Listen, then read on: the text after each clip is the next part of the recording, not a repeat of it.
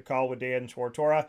Mr. Matthew Bergeron here on the broadcast, coming from that wonderful country of Canada, another home of Yeah, mine, as I love Toronto and a big-time Raptors fan. Berge is here with me, offensive tackle coming out of Syracuse with an opportunity to make some history for himself, for the school, and more in the NFL draft. Berge, how we doing? good. How you doing? I'm doing well, man. And so, I mean, it's draft week. We are just a couple days away. Where Yeah. are the emotions at right now? I mean, right now I'm just focused on taking it day by day. Today I have workouts and stuff that I gotta get done, and then when Thursday morning come around, when I'm done my workout for the day, and I can just sit here and wait, for my phone to ring, I'm gonna be, the excitement is gonna travel all over my body, and I'm gonna be excited. Are you now? Where are you going to be for the draft?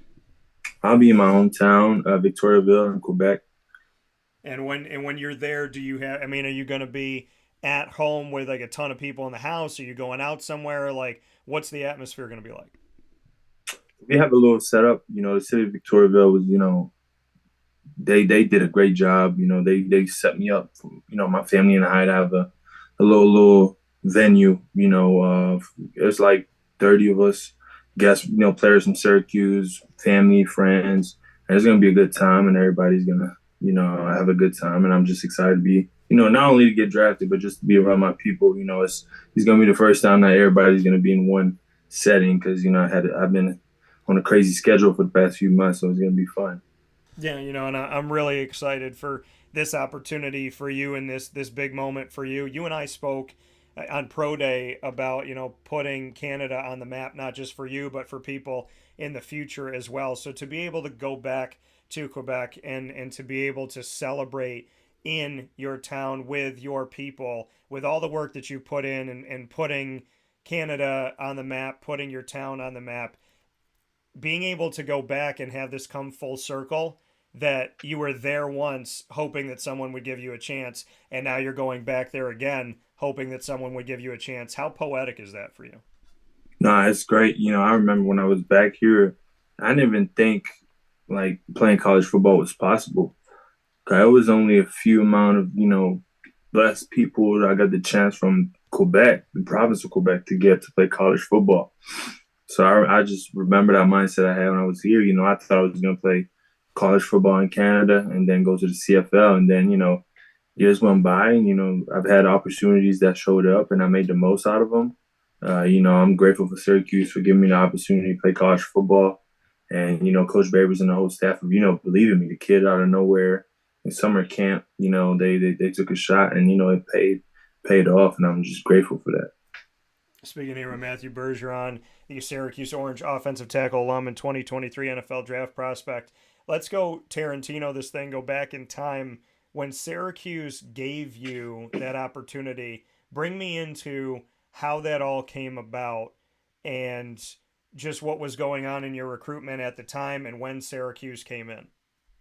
So I like to say that, Syracuse didn't find me. I found Syracuse. So, Syracuse my only offer, you know, um, came down from Canada to, the summer camps they do in June. And it was in 2018. So I came down there, paid for my camp, everything. I wasn't getting recruited at all. And then came down and, competed all day, dominated all day. And then after practice, Coach Babers pulled me aside and he was kind of surprised and shocked that a player of my caliber never got the attention of scouts from the United States. So 2 days later, he called me back and gave me an offer, and I committed right away. And other schools try to reach out and stuff, but I didn't even give them the time of day because I was just grateful and thankful for Syracuse taking the chance on me. So I stayed loyal to Syracuse, and a year later enrolled in Syracuse and started as a true freshman. So it's been a crazy journey, but grateful for it. In your time that you've been at Syracuse, where have you excelled? Where have you gotten better? Having to play as a true freshman, they were shifting guys up and down the line, and at the same time, there was injuries that happened. So you had to step in as a true freshman, and really, where a lot of guys get to kind of wait it out and see what happens. You had to jump in right away. from that moment to where we were this past season, where have you grown? Where have you excelled? How has your game gotten better? Man, I feel like just every aspect of my game got better. I feel like my first year as a true freshman, when I got thrown in there, I was just out there to survive. I was just playing not to mess up. And I felt like, with experience throughout the years, my technique got better, my knowledge of the game got better, my vision, everything got better throughout, through experience. So started 39, 40 games.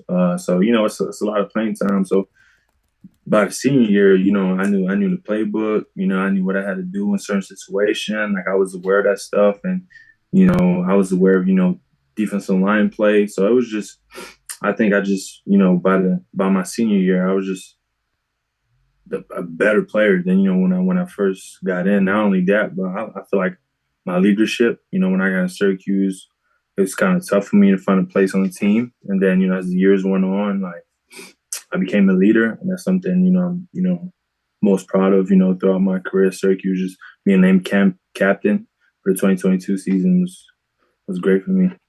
Yeah, and it's so weird with the COVID year that it says you were a freshman, sophomore, junior. But when you're talking Yeah. about senior year and all that, I mean, when we go back to that freshman year in 2019, you appeared in all 12 games. You started 5 games at right tackle, and then we got to see you in 11 games in 2020. Started the first 3 games of the year at right tackle, then flipped to left tackle, and then in 2021, all 12 games are at left tackle. 2022, we're seeing you out there winning a bunch of different awards, being on different lists and whatnot, and seeing you continue to impress. Why do you think you were so successful out of the gate as a freshman? Because you had to step in, you had to show your worth immediately. But some guys are thrown into that and they make a ton of mistakes. And it's not that, you didn't make mistakes, and it's not saying that you were perfect out there. But why do you feel like you went out there, held serve, did good things right off the bat? What were you working on? How did you prepare yourself to be ready to not look like a freshman when you went out there in 2019? I think it's just my mindset. I don't think it's related to, any physical attribute, whatever. I think it's my mindset and the way I approach the game. I approach every practice, every meeting, and every game with that same mentality and that same energy. And I think by doing that freshman year and not taking, practice meetings, uh, by taking them seriously and actually, applying the coaching I was receiving from the gate, from fall camp practice 1 to Syracuse, my first practice at Syracuse, just applying the coaching and actually getting better and better. I think that made a difference when I got thrown in there. I was in loss because, I had a great relationship with my coach. Like I was actually listening and taking in the coaching and applying it. And I think that made a difference. And we look at what you were able to do, Burge, with you in 2022. I really want people to understand these numbers as you head into the NFL draft. You were penalized 3 times and allowed just 5 sacks in 686 snaps in 2022. So in almost 700 snaps, 3 penalties, 5 sacks. Your thoughts? Mhm. Well, I felt, the two penalties, 2 of them were in Florida State, and they were actually in the run game. And the first one was at Virginia, had a false start. That was a bad one. We was, going on there to win and score. We in the red zone. That was a bad one. But yeah, I feel like that was something that between that 2021 season and that 2022 season, if you look at the stats, in 2021, I think I was penalized over 10 times. And I feel like that's something that I really wanted to work on and show people that, I knew that was an issue, that I knew that was a weakness, and that I worked on that, and that, I was more focused and worked in the off season to put my hands inside, focus on the cadence, be in sync with the rest of the offensive linemen in the center, so I don't, go out and false start all the time. You know what I'm saying? So I think that's something that I'm really proud of, just taking that number down and I yeah. mean, but when I hear that from you, Burge, I say 3 penalties and 686 snaps in 2022, and you knew exactly where they were.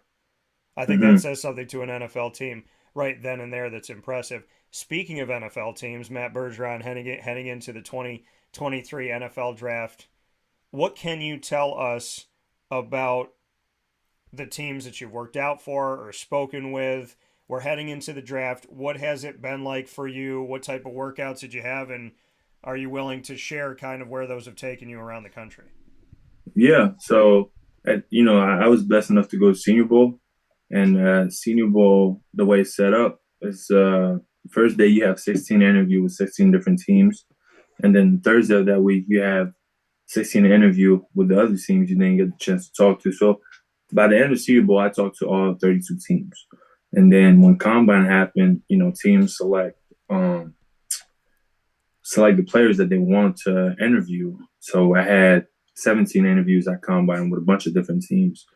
And then after Combine comes Pro Day. And then Pro Day, teams come down to, I think there was 7 to 6 O-line coach that came down for my Pro Day.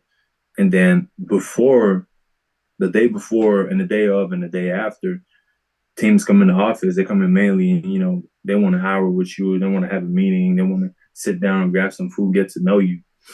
Then when Pro Day was over, like a week or two later, I got on the plane. My first visit was with the Washington Commanders, and then from Commanders went to Tampa Bay, and then next week I went to Las Vegas and then Chicago.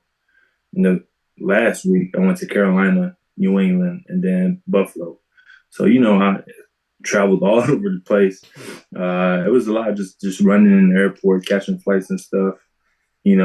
Time zone difference and all that, and just missing workouts and stuff like that. That was the hardest part. But I got a chance to meet everybody in the building and build a relationship. And I think I consider myself a social person and a person you want to bring in the locker room aside of football. And I think I'm pretty mature for my age, so that also plays into it. And I think I had a good visits, and now I'm just waiting around and seeing who's gonna pull the trigger.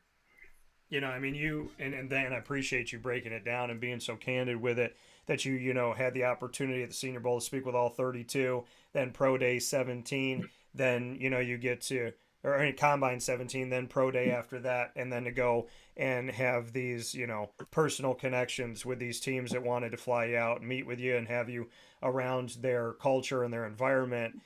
When you had the Combine itself and half the NFL gets to say, we want to talk with you. What was that experience like? And do you feel like you had built any stronger bonds? So at the Senior Bowl, you're talking all 32. Then when you're talking to 17 at the Combine, were they teams that you anticipated or expected from your conversations at the Senior Bowl? Did some teams surprise you that wanted to talk with you? What was it like at the Combine? I mean, Combine was a rough week. Obviously, I'm grateful for the opportunity to get invited to the Combine. I know a lot of our players had a chance to do so, and when I got there, but like Combine ain't no joke. You get to Combine, medical testing, interviews, all that stuff. And when the interviews came around, from the Senior Bowl for having 32 interviews, like, I was already good. I was already comfortable, and in front of a crowd. Like it wasn't. I wasn't nervous, and I'm grateful for the Senior Bowl that gave me that experience. Then when I interviewed for those teams, there was obviously teams I was surprised. I feel like most of the teams were teams who had needs, at offensive line, and whether it's tackle or guard, because I know there's a lot of questions whether I'm going to be tackle or guard in NFL, and those teams just wanted to get to know me, get to see my football IQ. Just obviously me being from Canada and not I ain't played high school football and the same coaching and the same football rules. In Canada we have an extra player. The field is bigger, wider. So with that, teams really want to get to know me, and from those 17 teams, other teams, I met with other teams at Pro Day who didn't have the chance to, talk to me at Combine. So all those teams, basically, they just want to have interaction with you. And, there's a lot of teams I've visited the past few weeks that I never had, an interaction with at Combine or Pro Day. So I feel like they just want to have a feel for you. So when it comes down to the decision, they can say, all right, well, Matthew's a good person. He's healthy. He's, obviously the film is up. He's a good player, and then boom, you know what I'm saying? So I feel like all those interactions, teams just want to have a feel for you. What I think is great here with Syracuse Orange Offensive Tackle alum and 2023 NFL Draft prospect Matthew Bergeron here on Wake Up Call with Dan Tortora. What I think is great, Matthew, is what you just said, that every team has gotten to interact with you at least once, if not multiple times. And then if a team Exactly. didn't get to talk with you as much at the combine, then that team approached you at pro day or they approached you with a visit. So it seems like you, unlike a lot of people around the country, are having 32 teams that know something about you, have met you once, twice, three times. I mean, Yes, that sir. to you's got to mean a lot to you. Who do you feel like has maybe shown the most love or created the strongest bond, maybe asked you the most questions or kept you the longest? What teams do you feel like have really tried to build the strongest bridge with you? Do you have anybody that stands out in that respect? Man, it's tough because like every time I come off a visit, I'm like, this team is definitely gonna draft me. Like since it's fresh in my mind, and I just got off the visit. Like I remember my first visit, I got to Washington. I was like, man, that might get me. Like everything went well, and then after Tampa, it was the same thing. So I don't know if, to be honest, I've had a great relationship with all those teams. Everything went well. Whether it's at combine, pro day, in the visits, everything went well, and I think that's what's exciting about my situation is like I'm in the range where like I can kind of come off at like any time, and it's whatever. It's who pulls the trigger. So I think it's going to be an exciting day for me. Obviously, it comes with a lot of stress, and knowing that like your name can come off literally at any time. But it's going to be a great day. Why do you think you're a first round draft pick? You said what? Why do you think you're a first round draft pick? I feel like I got the complete package. Not only the film, but I feel like off the field and the type of person I am. I think that's something that's big, especially in the NFL where there's media involved, there's money involved, Yeah. there's a lot of different stuff involved. There's guys that come in and go, there's coaches that come in and go. And I think you want a person who you can say, all right, that person can play day one, that person can be positive, in the locker room, and that person, is mature. And I've shown, and also playing experience. Like I've started over 39 games. Like, I'm used to get thrown in the fire. Like I'm not gonna piss on my pants when I get thrown out there in a game or a preseason game. You know what I'm saying? So I feel like I got it, but at the same time, I'm not the one making the decisions. The O-line coach are not the one making the decisions. They're the GMs, and we'll see. But I definitely think I have a chance to be a first round pick. If I'm not, it's just gonna put a chip on my shoulder for the next year and just get to that second contract faster. And when we see, I mean, there's the tangibles, the measurables, right? And then there's the intangibles that you and I have spoken about. How do you feel about the things that can be measured and the things that can't be measured? I feel like me, when you look at me, when you break me down on paper, right? When you break down my height, my weight, my arm length, like it's pretty average for a tackle. Like there's nothing for me that stands out. My arm length is pretty average. My height, I'm 6'5" and 3/4. Like I'm 318. Like there's nothing that stands out when you look at me on paper. When you've never met me, never watched my film, you're like, all right, this dude is average. But then when you put on the tape and the way I play and my physicality and how aggressive I play, and then all right, this guy got a chance. And then when you get to meet me, they understand like, damn, he knows his football. He's a person, he's a leader. I feel like that's just, bring the package together. And I feel like that's somebody you would want to bring, if you're GM, that you would want to bring in your locker room. I love that. And you know what? And I love the fact that from day zero, I mean, you've been real with me and you've always given me time. Your family has been great. The support's been incredible. And I could speak to you and I could tell any GM, president, whoever out there, if you get Matt Bergeron, you're getting a talented guy. You're getting a guy who could fight. You're getting a guy who got thrown into the fire and you saw him come out onto the field and then you forgot that he was a freshman. And you're getting Right. someone who's just, in my opinion, not only do you work hard, but you're humble. You keep the ties that are important to you. You respect people. You don't forget people. And I think that there's a lot that goes with all of the things that are you as a human being that go beyond football because a lot of guys can play, but the type of No person doubt. that you are is the reason why I wanted you on the show today. Mhm. And, That's well said, man. and I like Bert, that. I do want to say this because the Jaguars are my team. So I know they picked 24th, and just for giggles, I did a little simulator this morning in the first hour of the show in DT and Murphy with my buddy Brendan Murphy, and there was 4 tackles that were available at that time. So I put Burge in there at number 24 just to see what that all felt like. Yeah. What are your thoughts? I know Jacksonville spent a lot of time with you at Pro Day, so just would love to know if there's any thought about the relationship with them, because I know you spoke about teams you went and visited and you went down to Tampa, but any thoughts on Jacksonville? Well, Coach Phil, the O-line coach, and we had, he came down, we had dinner, and then we got a meeting right before my pro day, and then even in a pro day, he worked me out, and man, he's a good person, good dude, he's intense, and then the way he teaches, like really, it really, how can I say that? Like it's great for me. I'm a visual learner. I need somebody, put up the film, set up a PowerPoint, all that type of stuff, and that's the stuff he does. And you never know because they got Jawan Taylor went to Kansas City, and I played right tackle in the past. I'm versatile, and I think there's maybe a chance. 24 is kind of late in the first. I definitely feel that's in my range, so we'll see. And Jacksonville, Florida's a tax-free state. There's no state taxes, and there's a young team that definitely on the come up. So that'll be exciting. And before I let you go here, Burge, did anybody talk to you about the draft and about being in the NFL that's come from some of your teammates here? Did you get any words from Trill or Iffy or Cisco? I mean, has anybody kind of reached out and said, "Hey, be prepared for this, be ready for this"? Did anybody give you any advice?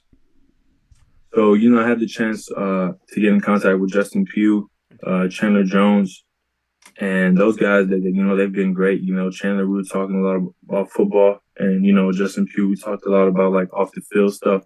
That comes with being a professional player, and in my combine, in my pre-combine training, I had a chance to be coached by Joe Staley, who played in the NFL for a long time, left tackle for the Niners, probably a Hall of Famer, and just talking with him every day and just getting to understand how like yeah, you don't have classes and football is fun, but like there's a lot of time and hours you have to put into this to become, an elite player in this league.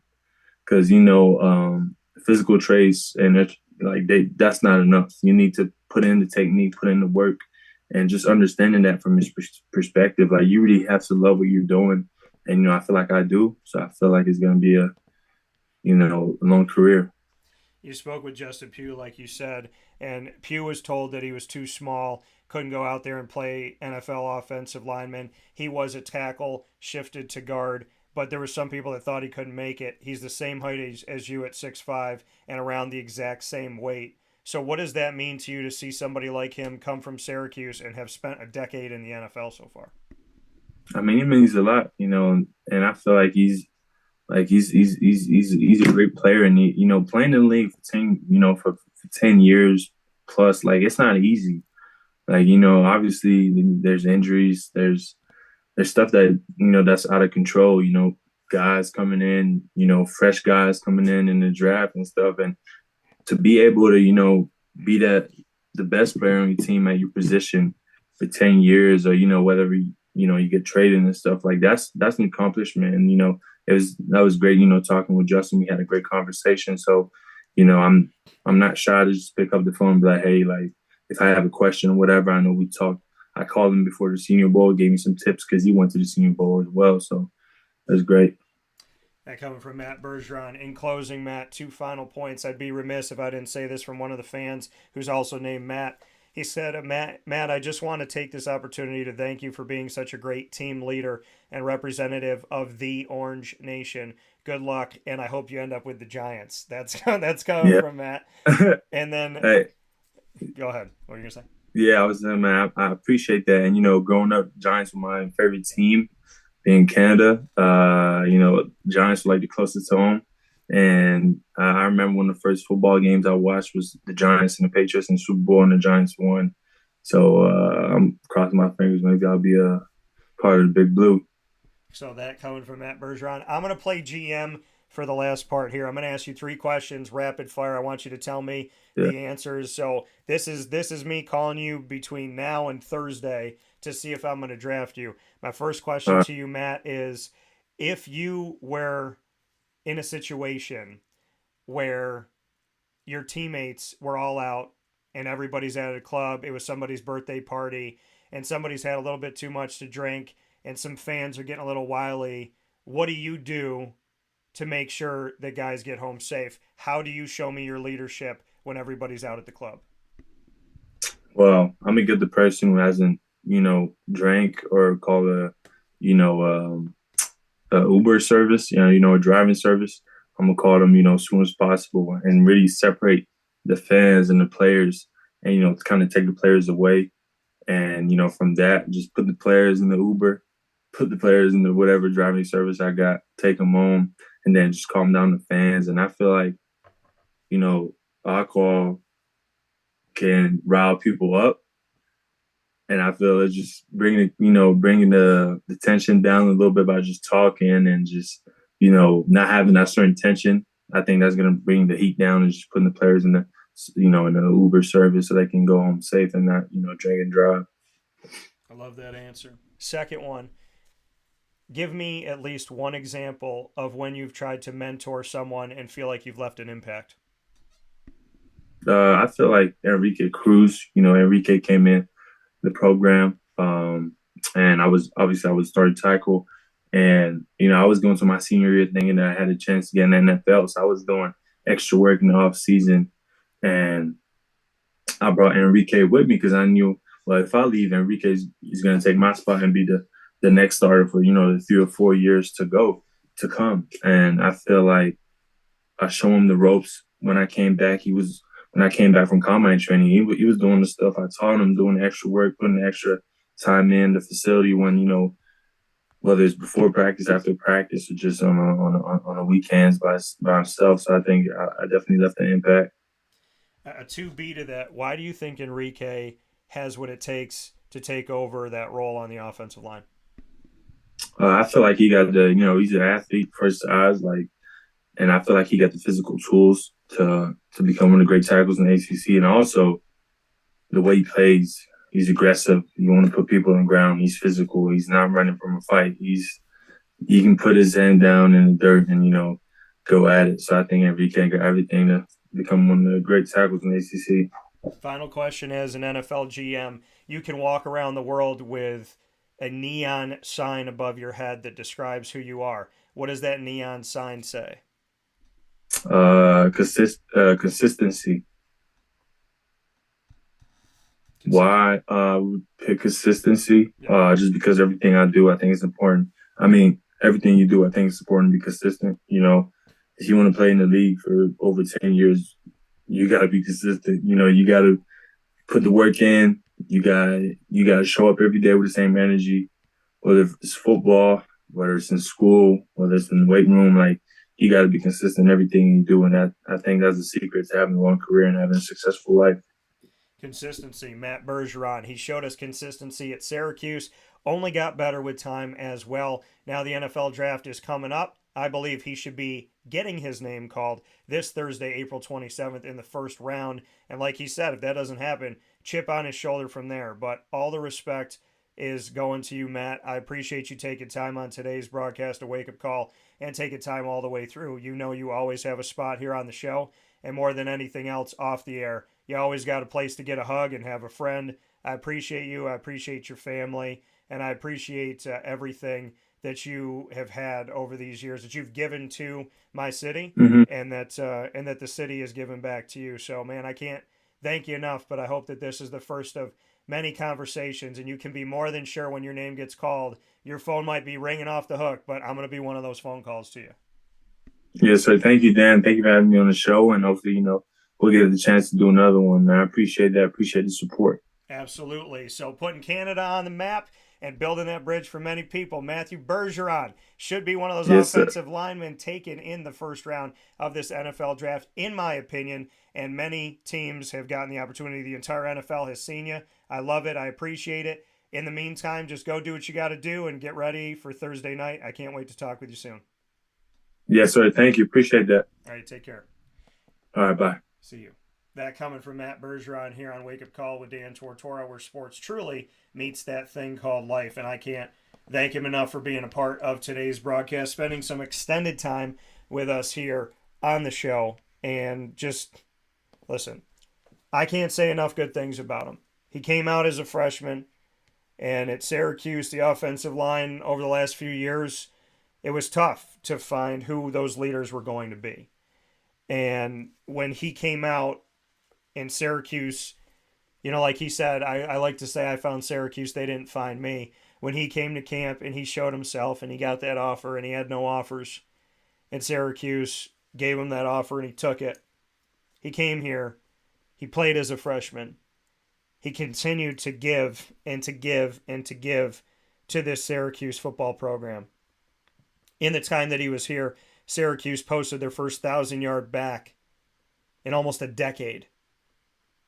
And then the next year, they did it again with having a back-to-back 1,000-yard back in Sean Tucker, which is the first time Syracuse achieved that feat since 2009-10 when DeLon Carter did it, who also played in the NFL.